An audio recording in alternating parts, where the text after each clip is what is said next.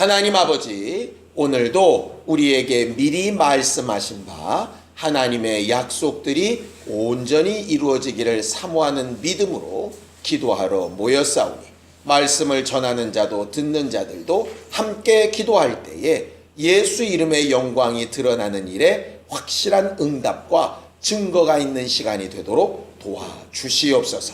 믿음으로 하나님 앞에 고백하였사오니 헌금한 손길들마다 복에 복을 더하사 저들이 일생 사는 동안 하나님께서 책임지시는 심령이요 책임지시는 삶이라고 하는 증거가 누구 앞에서도 드러날 수 있게 도와주시옵소서. 예수님의 이름으로 기도하였습니다. 하나님의 말씀은 에스겔서 33장 30절부터 33절까지 말씀을 함께 같이 합독하겠습니다. 에스겔서 33장 30절에서 33절까지 말씀을 함께 같이 합독하겠습니다. 함께 읽겠습니다. 시작. 인자야, 내 민족이 담 곁에서와 집 문에서 너에 대하여 말하며 각각 그 형제와 더불어 말하여 이르기를, 자, 가서 여호와께로부터 무슨 말씀이 나오는가 들어보자 하고 백성이 모이는 것 같이 내게 나오며 내 백성처럼 내 앞에 앉아서 내 말을 들으나 그대로 행하지 아니하니 이는 그 입으로는 사랑을 나타내어도 마음으로는 이익을 따름이라. 그들은 내가 고운 음성으로 사랑의 노래를 하며 음악을 잘하는 자같이 여겼나니 내 말을 듣고도 행하지 아니하거니와 그 말이 응하리니 응할 때에는 그들이 한 선지자가 자기 가운데 있었음을 알리라. 아멘. 우리 하나님은 하신 말씀을 이루시는 분이라고 우리가 알고 있습니다. 지난 수요 예배 때에도 말씀을 나눴었죠. 하나님은 미리 말씀하시지 않고서는 행하시지 않는 하나님, 그리고 말씀하셨다면 그 말씀을 반드시 이루시는 하나님이라고 성경은 말하죠. 어떻게 이루시느냐? 성경으로 보면 하나님의 아들이신 그 독생자이신 예수가 말씀을 이루시는 분이세요. 아버지가 그 뜻을 작정하시는 설계자라면 아들은 그 말씀을 실제로 순종하여 이루시는 분이시고, 성령은 그 말씀과 예수께서 하신 행동이 동일하다라고 하는 것을 검증하는 감독자와 같은 일을 하시는 게 성령이시지요. 예수는 이 땅에 하나님의 말씀을 이루러 오셨습니다. 그것을 뭐라고 부르느냐? 말씀이 이루어지는 믿음이라고 부르고, 말씀이 이루어지는 온전함이라고 불러요. 그래서 히브리서 12장 2절에는 예수를 뭐라고 부르느냐 하면 믿음의 주요 온전케 하시는 분이라고 이렇게 부르지요. 예수는 하나님 아버지의 모든 뜻을 이루러 오신 분입니다. 율법의 모든 요구를 이루러 오신 분이고요. 우리 마음의 소원도 이루러 오신 분이시고요. 마지막 심판도 온전하게 이루러 오신 분이십니다. 우리가 예수를 믿어야 하는 이유는 그분이 하나님의 모든 계획도, 율법의 모든 요구도, 우리를 구원하는 모든 일에도 온전하게 하셔서 완벽하게 이루어 놓으신 분이기 때문에 우리가 그를 믿고 의지하는 것이에요. 그 예수께서 우리를 향하여 뭐라고 얘기하시느냐 하면, 너희 하나님 아버지의 온전하심과 같이 너희도 온전해야 된다라고 말씀하세요. 내가 온전하게 해놨으니 너희는 놀아도 된다 이렇게 말씀하시는 것이 아니라, 내가 아버지의 말씀 앞에 온전한 것처럼 너희도 그렇게 온전해야 맞다는 것이죠.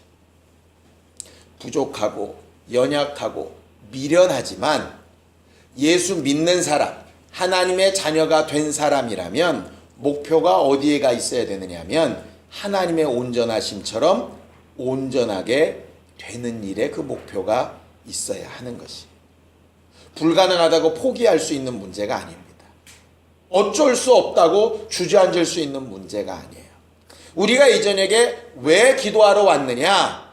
예수께서 아버지의 뜻과 율법의 요구와 구원과 심판에 이르기까지 모든 것을 온전히 다 이루셨던 것처럼 우리도 그렇게 이루는 일에 한 걸음 더 나아가기 위해서 기도하러 온 겁니다.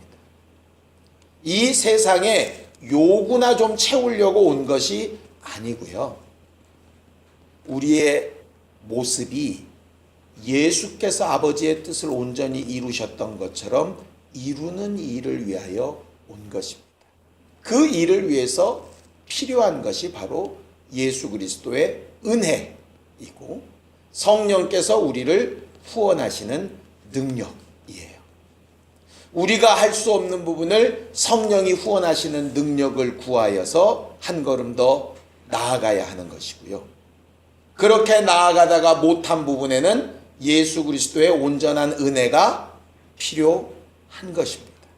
그것이 마치 우리 신앙생활의 오른발과 왼발과 같아요. 그래서 한 걸음 한 걸음씩 움직여 나아가듯이 주 예수의 은혜를 힘입어서 용서함을 얻고 성령의 후원하심을 받아서 그 능력으로 이루어가는 것, 그것이 바로 성전이 되어가는 삶이고 믿음의 주요 온전케 하시는 예수를 바라보는 삶입니다.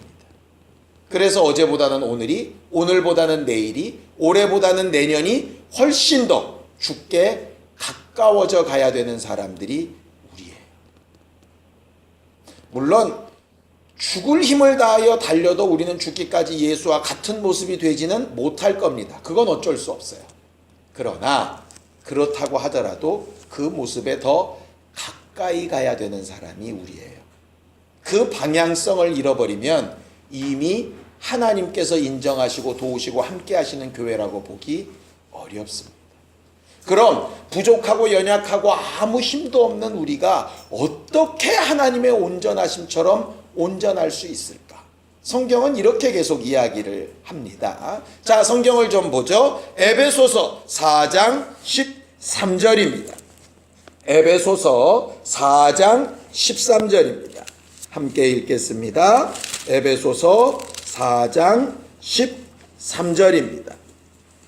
함께 읽죠. 시작. 우리가 다 하나님의 아들을 믿는 것과 아는 일에 하나가 되어 온전한 사람을 이루어 그리스도의 장성한 분량이 충만한 데까지 이르러야 한다라고 이렇게 되어져 있죠. 거기에 하나님의 아들을 믿는 것과 라고 하는 것이 바로 은혜를 체험하다, 믿음을 의지하다, 이런 말이에요. 우리가 할 수 있는 것이 없을지라도 예수가 하신 은혜, 그 은혜를 의지하는 것, 그 피의 공로를 의지하는 것, 그것을 예수를 믿는 일이라고 이렇게 말하고 있어요. 그 다음에 뭐라고 되어 있습니까? 아는 일에 이렇게 되어져 있죠. 아는 일은 우리가 너무나도 잘하는 말이죠. 경험하고 체험하고 살아보고 행동하는 거예요. 그래서 우리의 신앙생활은 두 가지가 필요한 겁니다. 예수 그리스도를 믿는 것과 그리고 행동으로 아는 거예요. 마음으로 믿는 것과 입으로 시인하는 것, 귀로 말씀을 들어 믿음을 얻는 것과 실제로 손발을 움직여 하나님을 아는 것, 이 두 가지가 온전함을 이루는 방법이다, 이 말이에요. 다시 말해서 말씀을 듣는 것만 있고 행동해서 아는 것이 없으면 완전한 게 아니라 불완전한 거죠. 장성하지 못한 겁니다. 반대로 듣는 것은 없이 열심히 움직이는 것만 있다면 그것도 불완전하고 장성하지 못한 겁니다. 신앙생활에 예수와의 관계에서 필요한 두 가지는 하나는 듣고 믿는 것과 하나는 행하여 아는 겁니다. 여기만 이렇게 얘기하느냐? 우리가 잘 아는 야고보서도 이렇게 얘기합니다. 자, 야고보서 2장 22절입니다. 야고보서 2장 22절입니다. 함께 읽겠습니다. 야고보서 2장 22절입니다. 함께 읽겠습니다. 시작. 내가 보거니와 믿음이 그의 행함과 함께 일하고 행함으로 믿음이 온전하게 되었느니라 이렇게 얘기하죠. 우리는 흔히 야고보서에만 이런 말씀이 있다고 생각하는데 아까 우리가 읽은 에베소서는 바울이 쓴 기록이죠.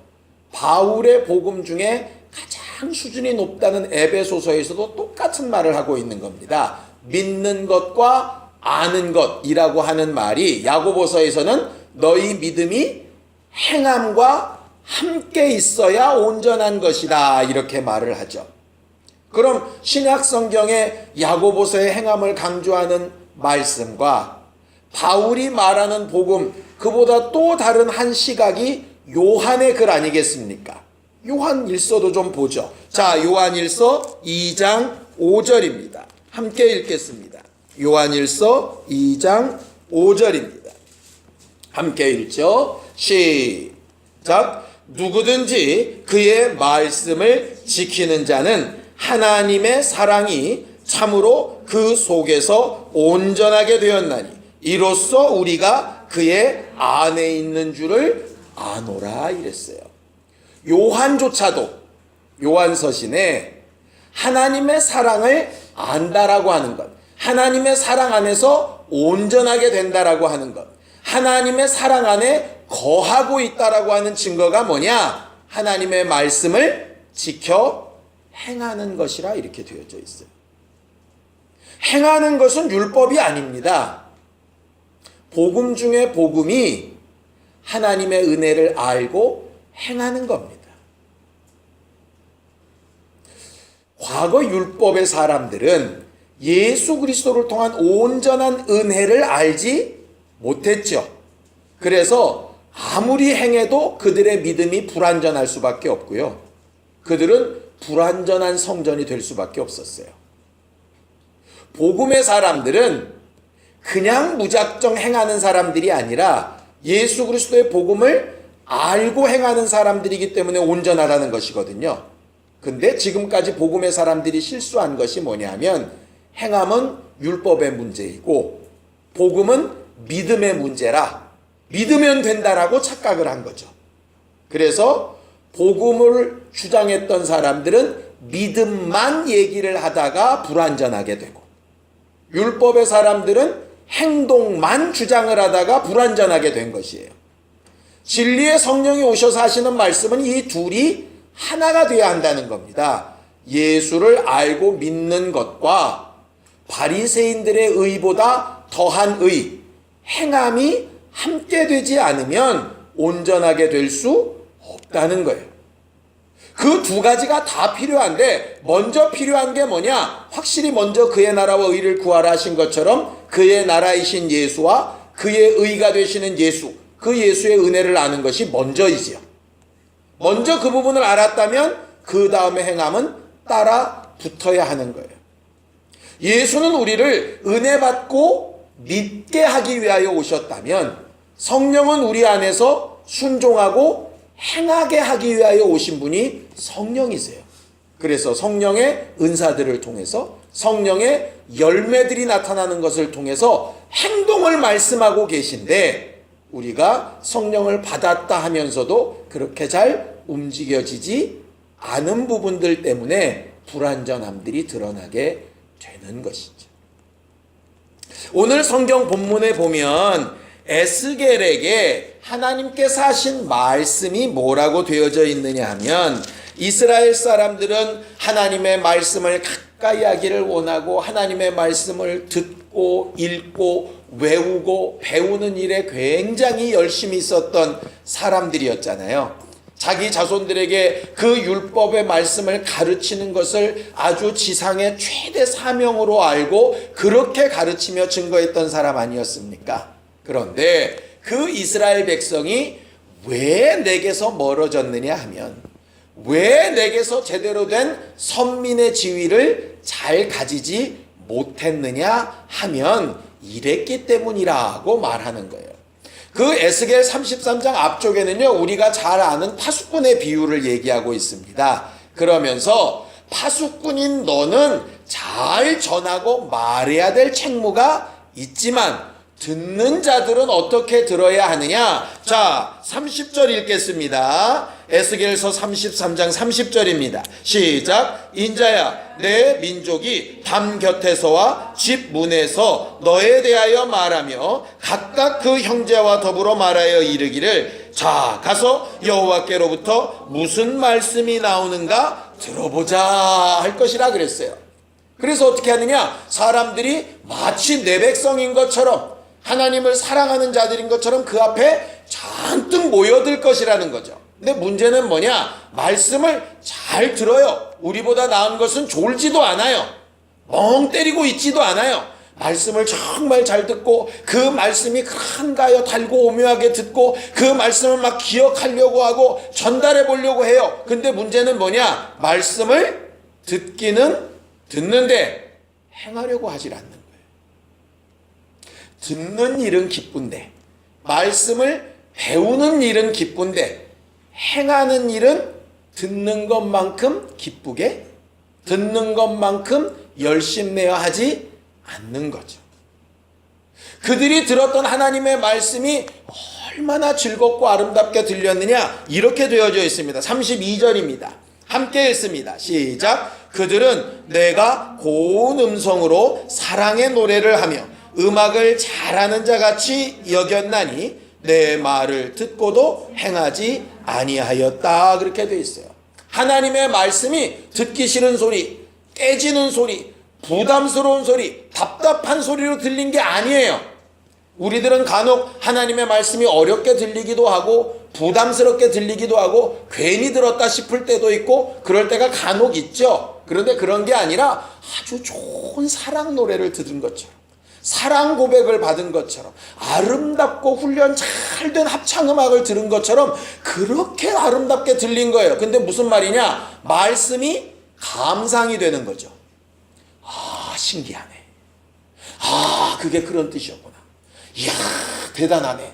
이렇게 감탄은 하는데 뭐가 안 되냐? 이 말씀이 나를 움직이질 않는 거예요. 소위 지금 우리로 따지면 말씀 듣고 은혜는 받았다고 하는데 안 바뀌는 거예요. 깨달았다고 하는데 안 바뀌는 거예요. 몰랐던 걸 알았다고 하는데, 신기한 비밀을 깨달았다는데, 남들 모르는 진리를 막 통달했다는데 안 바뀌는 거예요.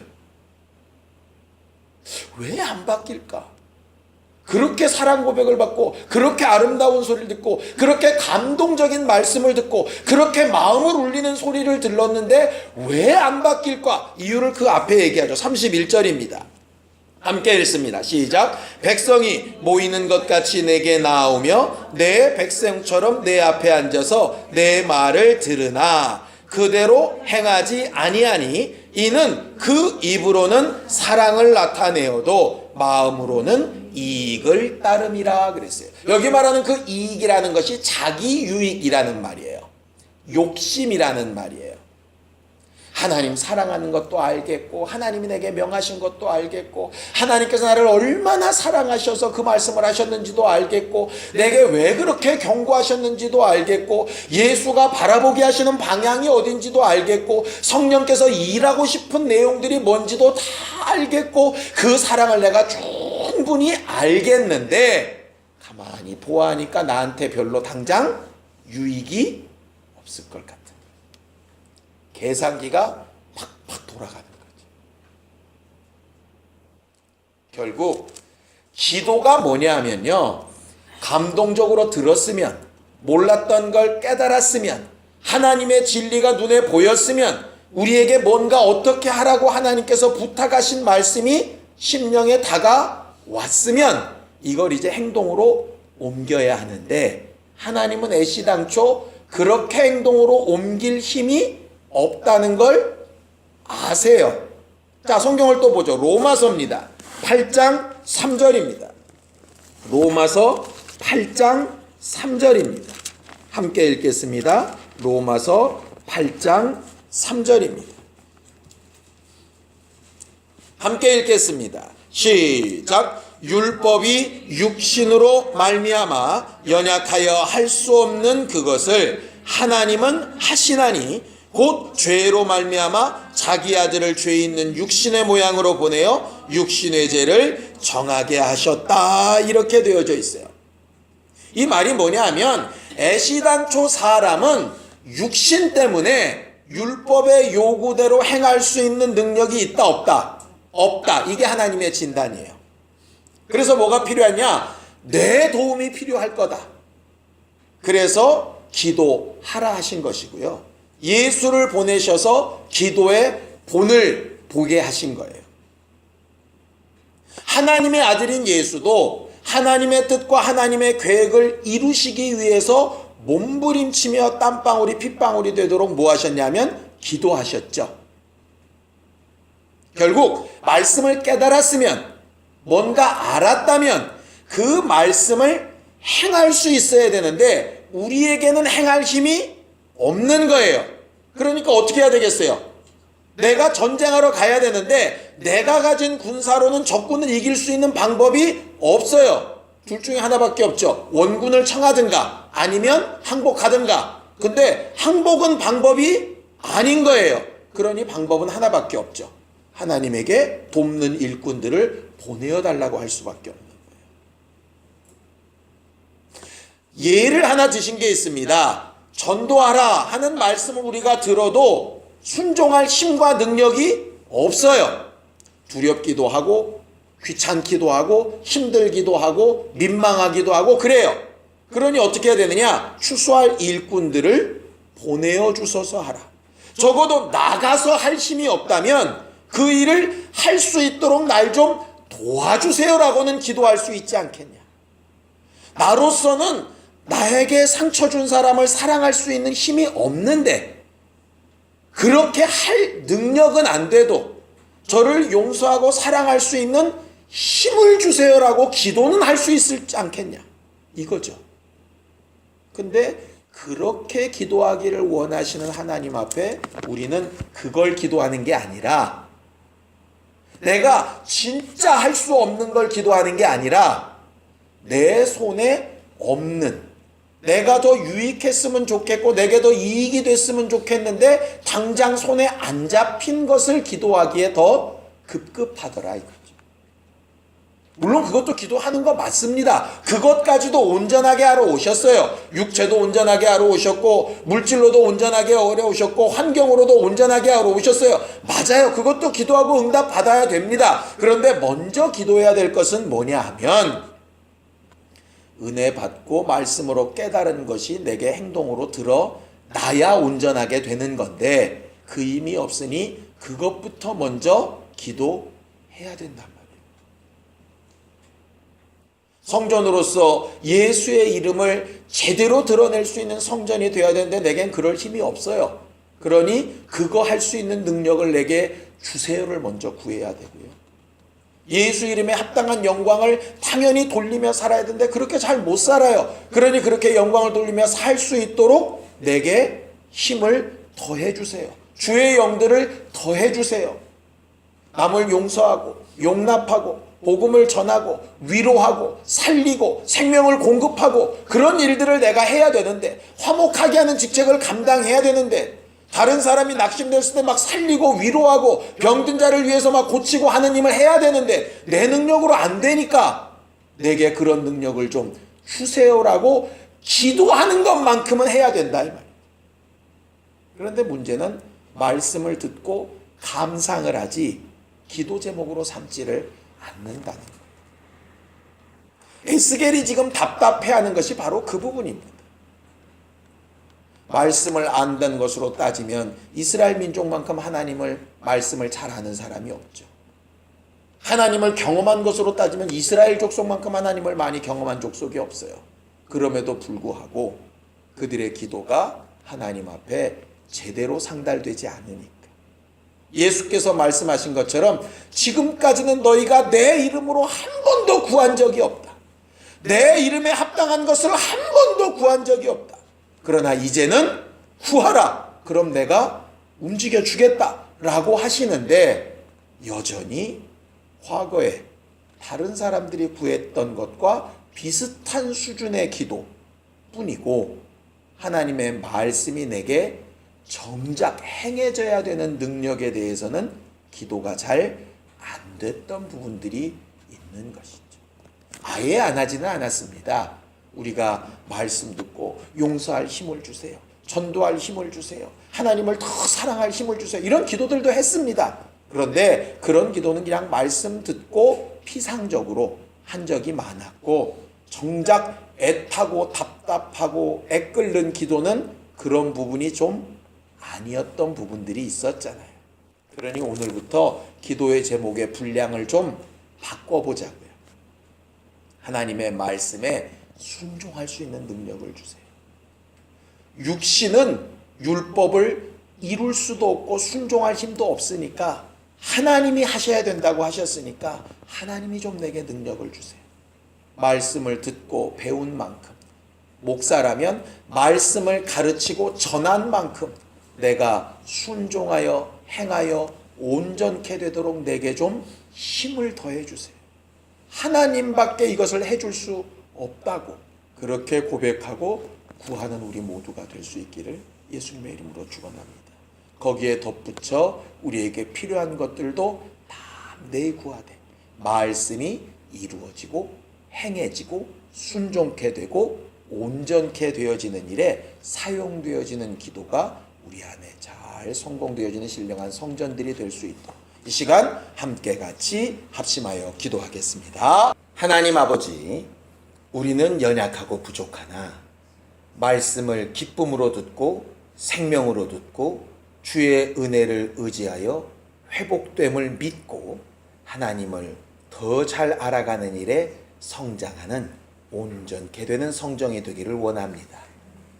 이를 위하여 하나님이 공급하시는 힘과 능력을 구하고 사모하여 싸우니 그의 나라와 의를 구한 자들에게 더하시겠다 하신 주의 약속이 이루어지게 하여 주시옵시고 우리의 삶을 통해 오직 하나님의 뜻이 율법의 요구가 구원의 증거가 마지막 날 심판하실 때에 주께 돌려야 될 영광이 밝히 드러나고 온전케 이루어지는 신령한 교회들이 되도록 사용하여 주시옵소서. 이제는 우리 주 예수 그리스도의 은혜와 하나님 아버지의 극진하신 사랑과 성령님의 감동하시고 후원하시고 도우시는 증거가 들은 말씀대로 행할 힘을 구하는 우리 모두 위에 이제부터 영원까지 함께 있을지어다. 아멘.